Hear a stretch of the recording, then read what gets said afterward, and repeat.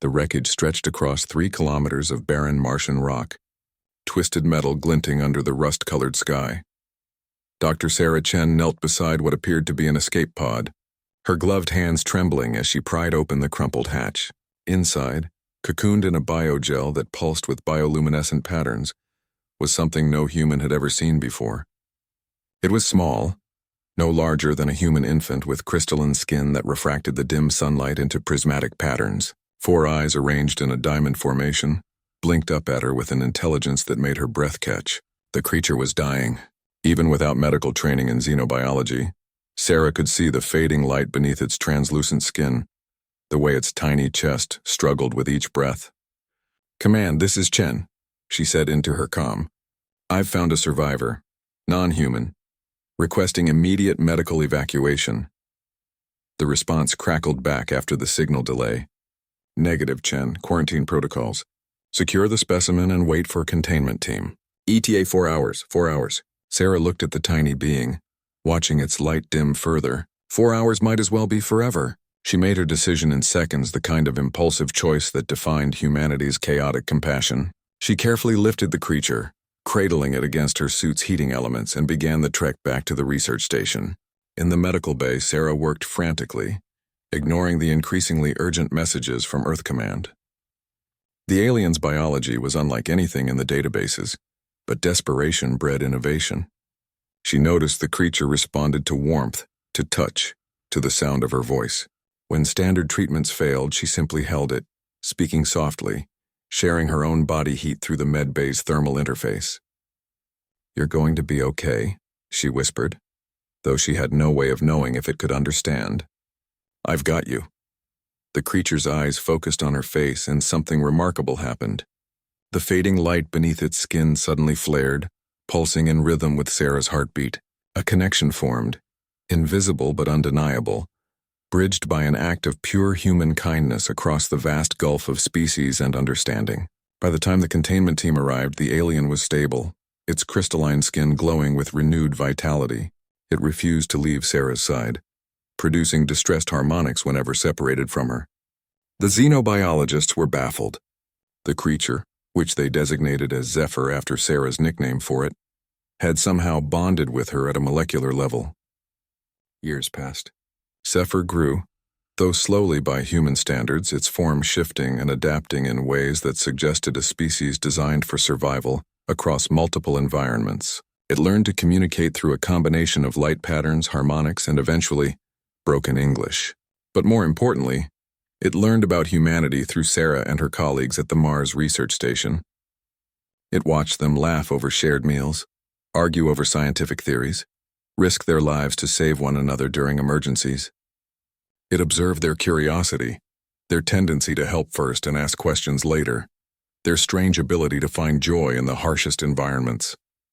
Zephyr absorbed it all, filing away each lesson about these peculiar creatures who had saved its life when logic dictated they should have preserved their own safety first. The attack came without warning on a cold Martian dawn. The Krell Dominion, expanding their empire through the outer systems, had deemed human presence on Mars an obstacle to their territorial claims. Their warship emerged from stealth orbit, weapons hot, demands absolute. "Evacuate immediately or be destroyed," the transmission stated in cold mechanical galactic standard. "You have 1 solar hour." The research station had no weapons, no shields, no way to fight back. Sarah stared at the holographic display showing the massive Krell destroyer, feeling helpless rage build in her chest.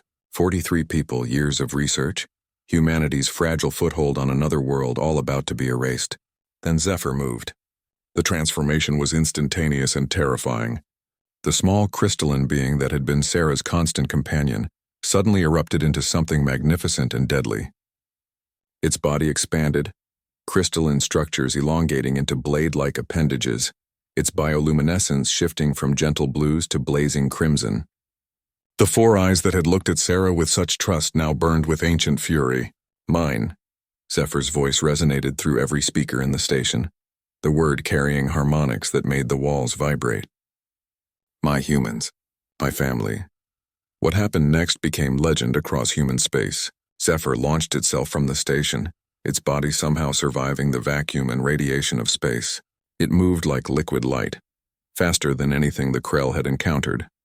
The Dominion warship, designed to subjugate entire planetary systems, found itself fighting for survival against a single being driven by love and loyalty. Zephyr tore through their shields with resonant frequencies that shattered their defensive arrays. It carved through their hull with those crystalline blades, moving with impossible grace between weapons fire. But it didn't kill indiscriminately. Instead, it systematically destroyed weapon systems, propulsion, communications, leaving the crew alive but helpless. When it returned to the station, Zephyr was exhausted, its light dim once more. Sarah caught it as it collapsed, just as she had all those years ago in the wreckage. She held it close, tears streaming down her face while the rest of the crew stared in awe at the crippled Krell destroyer drifting in orbit. "Why?" she whispered. "You could have been killed." Zephyr's eyes found hers, and through their bond she felt its response more than heard it. Images flooded her mind, the memory of waking in the wreckage, alone and dying, the warmth of her hands, the sound of her voice promising safety. Every moment of kindness, every laugh shared, every time the humans had chosen compassion over convenience. "You saved me when you had every reason not to," Zephyr said softly. "You showed me that love transcends logic, that family is chosen, not born. How could I do anything less?" News of the incident spread through both human and galactic channels. The Krell Dominion, humbled by their defeat, withdrew their territorial claims and opened diplomatic channels. Other species, intrigued by the tale of a human who saved an alien child and the bond that followed, began approaching humanity with curiosity rather than caution.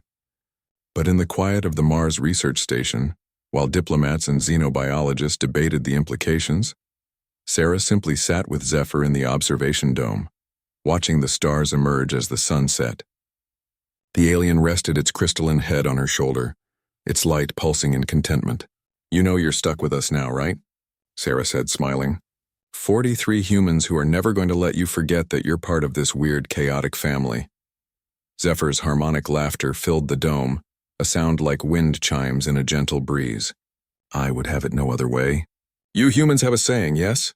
Home is where the heart is." "Something like that." "Then I am home," Zephyr said simply. "For life."